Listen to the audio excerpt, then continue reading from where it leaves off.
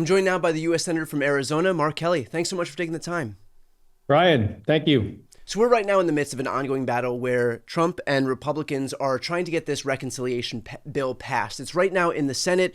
Trump has realized that the final hurdles to this thing actually getting passed are just a few Republican senators. And so he's really trained his focus on people like Rand Paul and Josh Hawley. Now, Josh Hawley in particular was somebody who presented himself as some champion against these Medicaid cuts. And he had come out numerous times. He wrote an op-ed in the New York Times explaining how against these cuts he was. He even rightfully pointed to the fact that this bill would cut Medicaid as his reason to come out and speak out. That bill hadn't changed between the time that it was passed in the House and come to the Senate, and yet suddenly Josh Hawley has come forward and he posted a tweet saying, just had a great talk with President Trump about the big, beautiful bill. He said again, no Medicaid benefit cuts. And so apparently all Josh Hawley needed was some light reassurance from Donald Trump, and he switched his entire tune. Can I have your reaction to the fact that, again, that's really all it took for him was just Donald Trump saying it won't, and so despite what all of the data says, despite what all of the scorekeeping says, despite what all of the analysis says, Josh Hawley suddenly doesn't believe that it's going to have any impact on Medicaid? Well, let me just start, Brian, in saying that this is a shit sandwich of a bill. It really is. And if it passes, millions of Americans are going to have to eat this. And that's in the form of losing their health care coverage through Medicaid. That's kids, that's pregnant moms, that's upwards of 13 million people. Yeah. And, who knows what Josh Hawley is going to say tomorrow. He did come out strongly against this. And I hear what you're saying about the tweet. I haven't spoken to him about it. I plan to see where he really stands on this, because he indicated that he did not want to see people kicked off of Medicaid. Yeah, I don't think he should be taking the president at his word. The president doesn't even seem to understand what's in this legislation. Well, we're seeing this talking point trotted out elsewhere. Russ Vought, Trump's director of the Office of Management and Budget, is saying the same thing. And so I think that they're coalescing around this talking point where they are just pretending now that if they say that this bill isn't going to cut Medicaid, that somehow that's going to manifest itself into reality. Can you talk about the fuse that they're giving themselves, this delayed fuse in terms of when this bill would pass versus when the Medicaid cuts would actually occur? Well, first of all, it's not necessarily going to pass. They also have to convince Ron Johnson. And you mentioned Rand Paul, who they, have a issue with the amount that this adds to our deficit and our debt. It is trillions and trillions of dollars. And eventually this is going to catch up with us. And we shouldn't be kicking people off of their health care to provide a big tax cut for billionaires. That's just bad policy on both sides. Yeah. And, eventually the tax increases will have to be more if we don't start taxing billionaires at a reasonable rate right now. So, but this bill has all kinds of problems. I mean, there's problems I was working on last week with some of my colleagues that have to do with tax incentives for renewable energy, solar, wind, hydroelectric that we put in the Inflation Reduction Act. Those sources of power are 90% of the new energy that we add to the grid in the last couple of years. So we get rid of those tax incentives, we kill those projects, we're not going to be able to expand the amount of energy, and we need this energy. So the bill has all kinds of problems. It's not a done deal that it's going to pass in the Senate. As we look closer and closer at it, as my Republican colleagues especially look at it, I think you'll see people have problems with it. Digging into the subsidies for renewable energy, clean energy, what does it do if the U.S. retreats on its effort to become a leader in clean energy manufacturing or the adoption of renewable energy, in light of the fact that we have other countries like China that are diving headfirst into trying to be the leader in these spaces, knowing full well the potency that they'll have as we head into this this new clean energy era? Well, it's just like anything. If we don't do it, our adversaries will move into the vacuum, that we create, whether it's energies or semiconductors or other technology. We've invented most of this stuff, and we're the best innovators on the planet. And if we have good policies that support American industry especially in areas that also have like an ancillary benefit. We've got a climate problem that is not going away. The Republicans, my Republican colleagues can, say what they want about the science. Um, the science is solid on this. The planet is warming up. I've seen changes in our planet from orbit as I orbited the Earth on four different missions from my first space flight in 2001 to my fourth one in 2011. I could see some changes, specifically over the Amazon and deforestation. And if we don't do something on this issue, it's going to be harder to live on certain places on the planet. You're going to have more mass migration. You're going to have food supply issues eventually. We've already got issues with insurers in California and Florida. Those problems will grow. We have to address this. And if we don't manufacture clean energy here, it'll be done somewhere else. And that technology will be built somewhere else. And then eventually we'll have to import it. So why don't we just manufacture it here? Those incentives are in the Inflation Reduction Act. And some of my Republican colleagues, they get it because if you look at a map of where these energy projects are, more of them are in red states than they are in blue states. That's another major issue with the bill. We're trying to address this in having these conversations with Republicans about what the impact is going to be to them and their state. Why do you presume that they make these moves to strip those things out of the bill in the first? Clearly, that wasn't introduced by a Democrat when it was written in the House and passed out of the House with unanimous support from Republicans, except for Thomas Massie. But why do you think they put that in there? Because these are folks who, these Republicans will come out and talk about how we need to restore American ascendancy in light of these threats from China, and yet at the same time, by virtue of what they're doing with clean energy manufacturing and the adoption of renewable energy, we're really just ceding all of that power to China in the future. Yeah, one reason: money in politics. If there's one thing I could fix, be campaign finance reform. John McCain, who used to sit at this desk here physically, this was his desk when he was a U.S. Senator. I'm in his U.S. Senate seat. McCain-Feingold. We tried to reform campaign finance. Had some success. He had some success. If I could snap my fingers and fix one thing, it would be that. The amount of money that corporate PACs, oil and gas especially, put into our political system, into campaigns, it magically changes people's views on things. And oil and gas companies don't like the competition from solar and wind and hydro. Solar power is the cheapest power to add to the grid right now. If so, it comes down to just money in politics. That's why they don't like it. Oil and gas companies tend to support Republicans.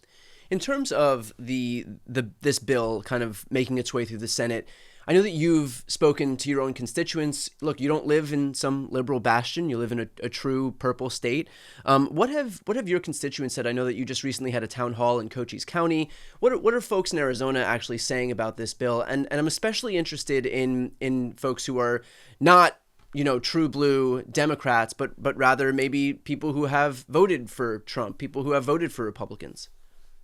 Well, I don't ask people who they voted for, right? And I've done 3 of these Medicaid town halls. Cochise County was the most recent one. I've done Pima County, Maricopa County. Maricopa County is Phoenix, half the population of the state. But I've talked to all kinds of people about, how this affects them personally.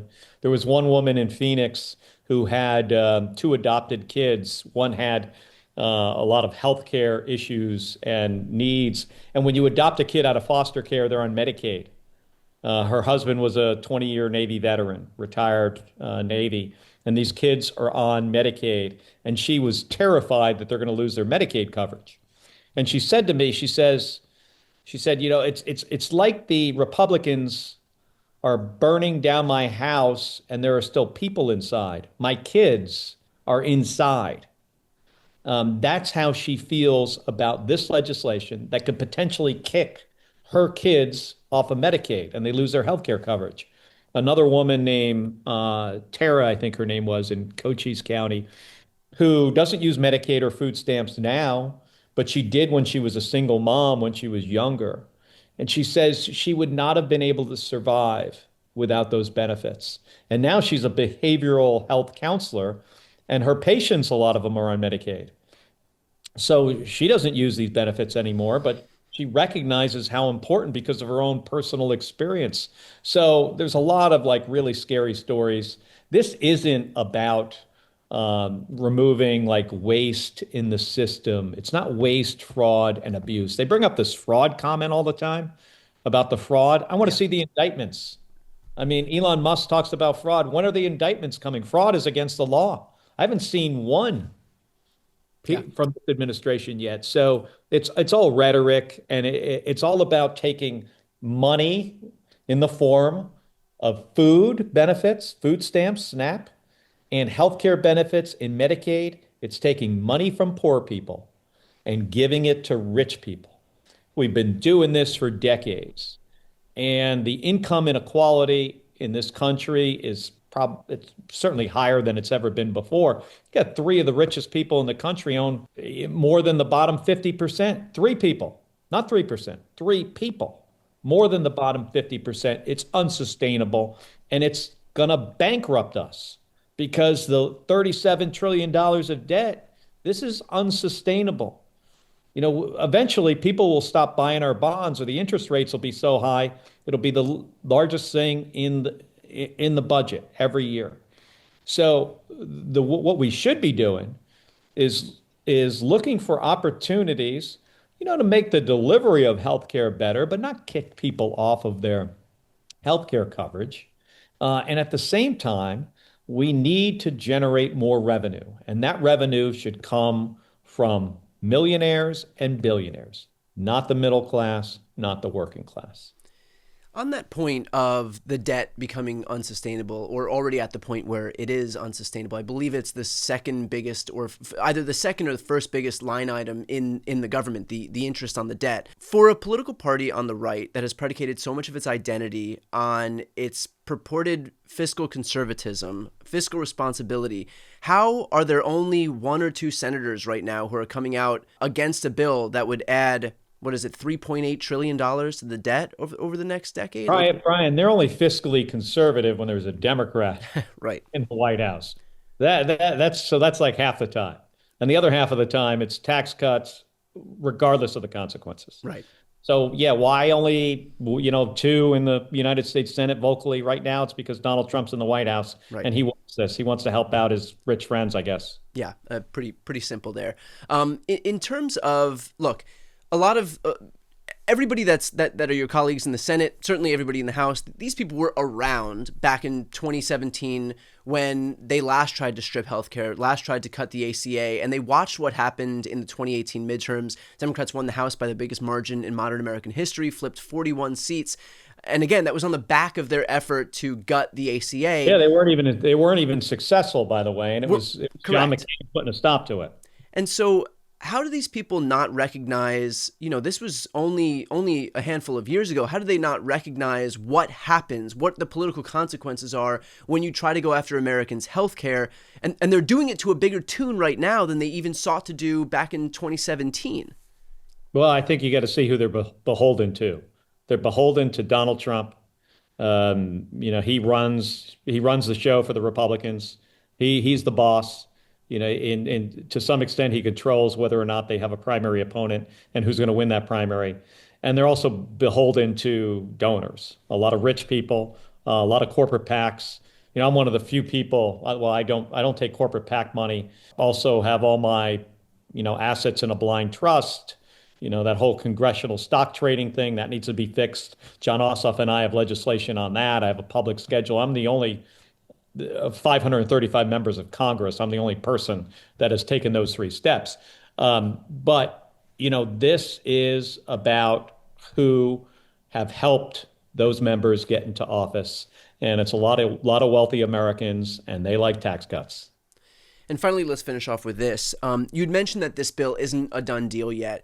It often does feel futile from the outside because, us pinning our hopes on Rand Paul or Ron Johnson doing the right, or Mitch McConnell doing the right thing, it often feels like such a fool's errand. And so this is kind of a two-parter here. But But how confident are you that there will be enough Republicans that can do the right thing in terms of this bill? And what can folks do on the outside who are watching this happen and kind of do feel helpless at the prospect of, healthcare, food assistance being stripped away from millions upon millions of Americans? Well, I am not confident at all. I think it's more likely that something gets passed out of the Senate. I think we've got a chance to redo 2017 with either a U.S. senator or when the legislation goes back to the House, couple House Republicans just don't, vote for the thing. I think that's a possibility. That's not likely. I think what's likely is they fall in line. Yeah. You mentioned Josh Hawley's comment. That's the path most of them will go down. We need 4 Republicans in the Senate to kill this thing. I doubt there'll be 4. But we'll see. And the second part of your question about what can people do? They can speak out. They can show up. They need to do something. Show up at a protest, make a phone call, send an email, be loud about this. Because it might be surprising to people, but we hear them. And Republicans hear them as well. And if there's enough of them, they're going to have to make a decision. Do they stand with their constituents or do they stand with Donald Trump? Perfectly put. We'll leave it there. Senator Kelly, appreciate your time. Thanks so much. All right. Thank you, Brian.